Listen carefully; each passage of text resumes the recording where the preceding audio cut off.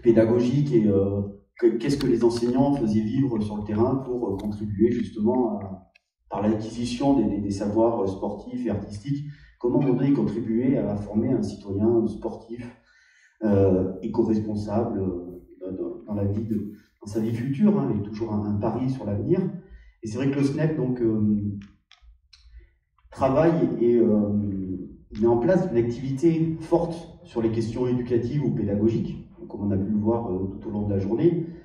Bien entendu, c'est toujours surplombé par des questions politiques, hein, puisque ce matin, vous avez vu que le cadre était dressé et qu'à un moment donné, pour faire des propositions, parce que c'est facile de contester, hein, mais à un moment donné, il faut aussi faire des propositions, et faire des propositions, ça nécessite à un moment donné d'avoir une orientation, savoir où on va aller. Et je crois que bon, on a essayé très rapidement de montrer où on voulait aller. Et donc, on a fait des propositions dans ce sens-là. Et puis, il y a une deuxième jambe, parce que le SNEP, il fonctionne sur deux jambes, comme nous. Et c'est la question du corporatif. Et je pense que vous avez vu, il s'est passé quand même pas mal de choses ces derniers temps. Donc, Manu va faire une courte intervention sur le corpo, hein, notamment sur la loi de transformation de fonction publique. Et puis, on conclura la journée. Et je pense une belle journée. J'espère qu'elle a répondu à vos attentes. Et que aussi ça vous a permis de vous revoir, et ça fait du bien de se revoir en présence, hein, de ne pas utiliser présentiel, en présence. Donc Manu, je te laisse.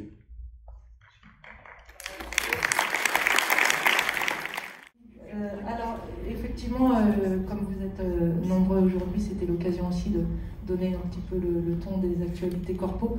Vous le savez sans doute, la loi de transformation publique est entrée en vigueur depuis l'été 2019.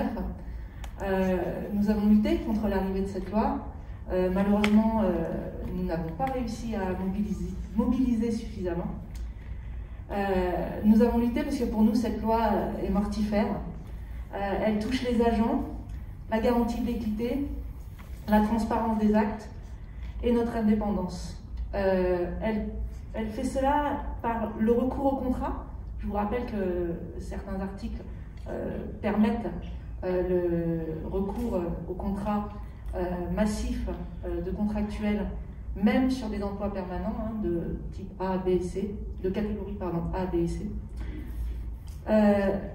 Aussi par le retour du pouvoir des hiérarchies, notamment avec le développement de leviers salariaux que sont les primo-mérites.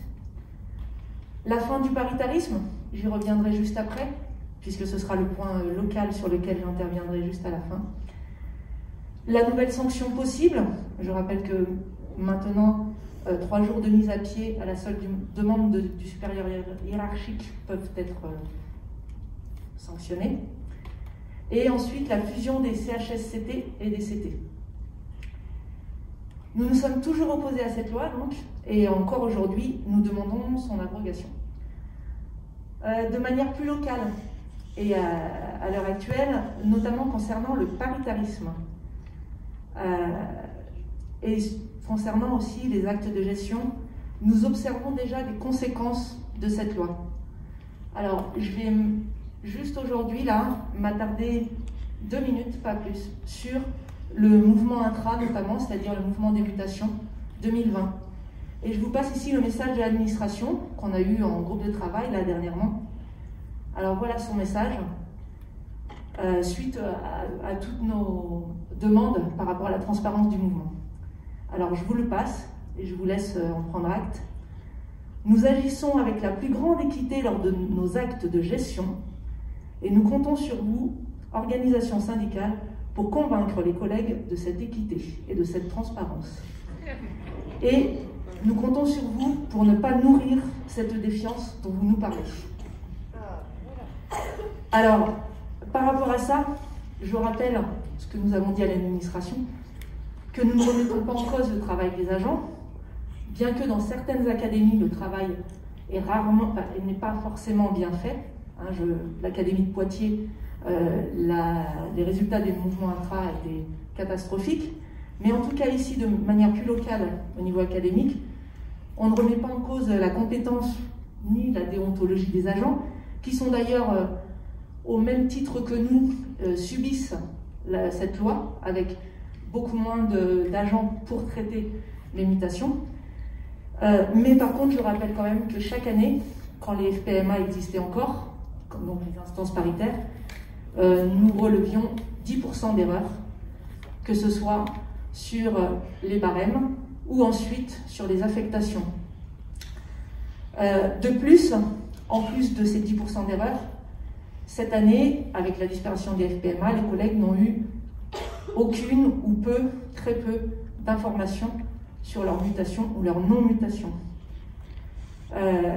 Donc, c'est vraiment une opacité du mouvement et c'est ce que nous condamnons et c'est cette opacité qui règne lors de ces opérations que nous condamnons. Et c'est ça qui explique la défiance accrue des personnels vis-à-vis de l'administration. Et la conception de cette loi,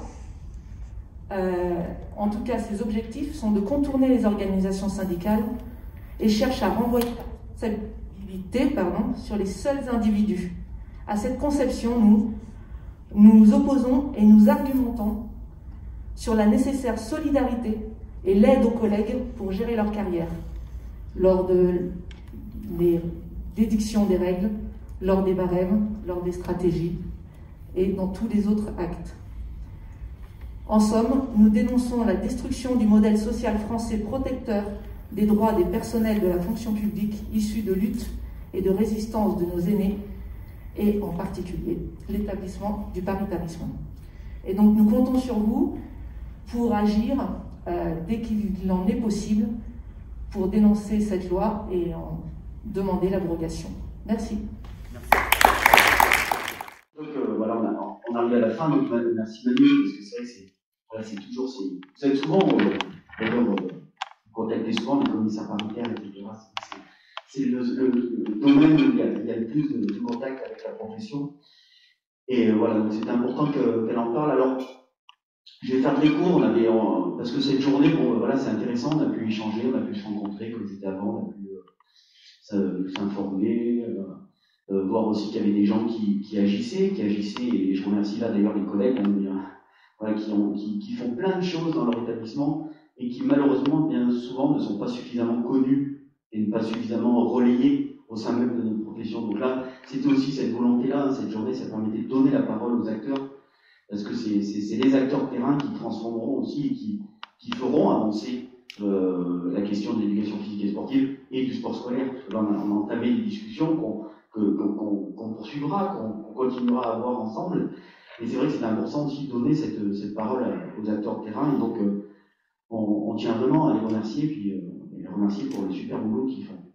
Et pour cette journée, parce qu'elle ne s'arrêtera pas là, comme je vous l'ai dit ce matin, on a interpellé les élus, il y a des questions qui sont posées à l'Assemblée nationale.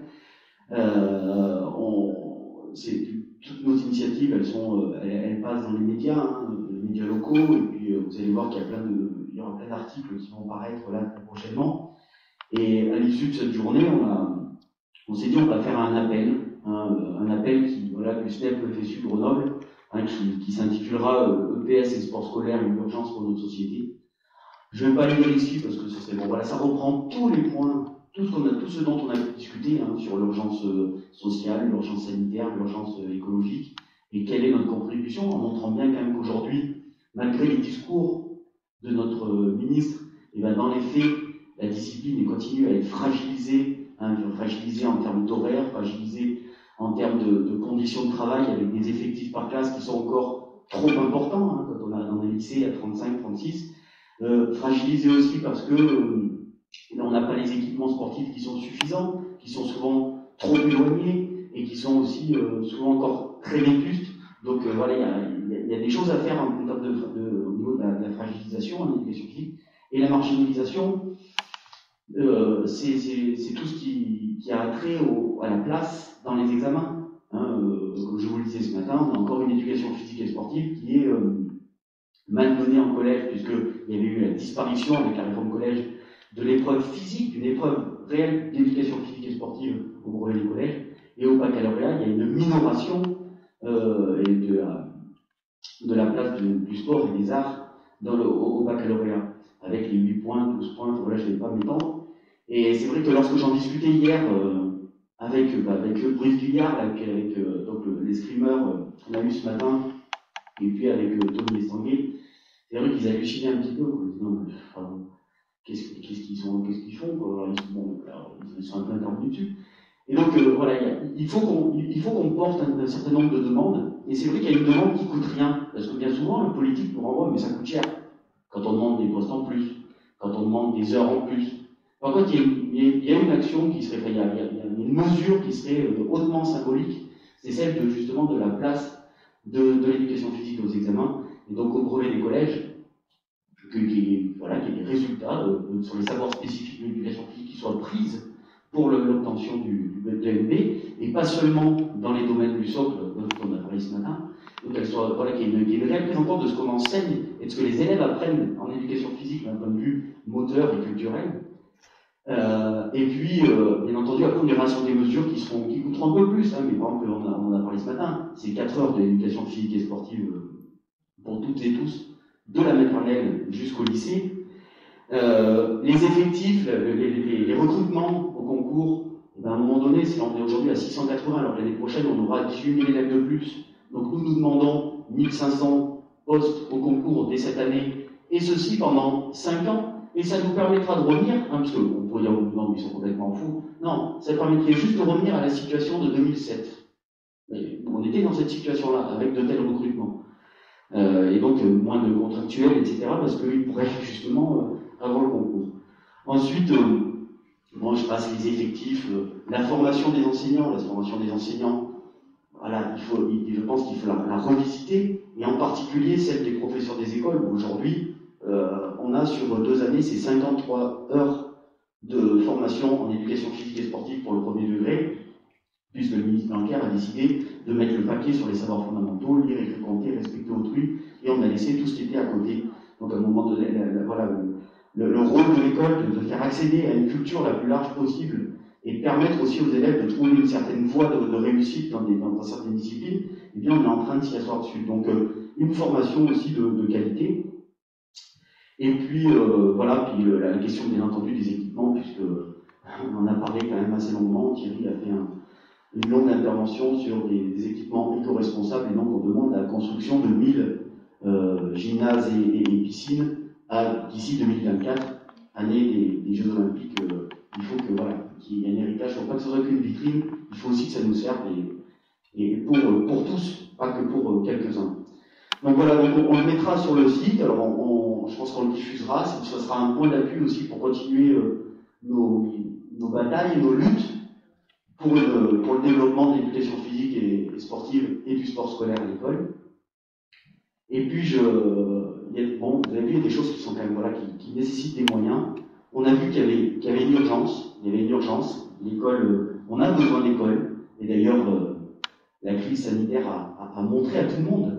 Elle a exacerbé en tout cas ce besoin d'école. Les parents d'élèves disaient tous, non, vous faites un métier formidable, ils se retrouvaient avec les gamins à la maison, dans les ordinateurs.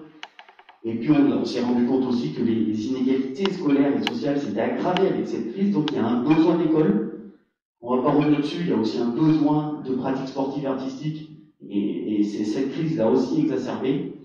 Donc, mais ça ne viendra pas tout seul. Ce développement, ce plus d'écoles, plus de PS, avec des enseignants reconnus, mieux formés, mieux payés, ça ne se fera pas tout seul. Donc il y a une nécessité à un moment donné de rentrer dans l'action, et donc la FSU avec d'autres syndicats, la CGT, le Sud et les Forces ouvrières, appellent d'ores et déjà, donc je tenais à vous faire l'appel ici, appellent d'ores et déjà à manifester donc, le 26 janvier sur les conditions de travail, la question des salaires et l'emploi, le recrutement. Donc voilà, je ne vais pas faire plus long aujourd'hui, Mais en tout cas, on vous appelle tous ici, le SNEP-FSU, vous dit que le président de la République a utilisé le terme des jours heureux. C'est cher pour nous, les jours heureux. Hein. C'était le programme du Conseil national de la résistance à la sortie de la guerre, parce que le président d'ailleurs partait aussi de guerre. Et nous, on dit que les jours heureux, ils n'adviendront que par la résistance humaine et pédagogique. Et aujourd'hui, c'est un très bel exemple. Donc merci à tout le monde. Et puis bon retour chez vous.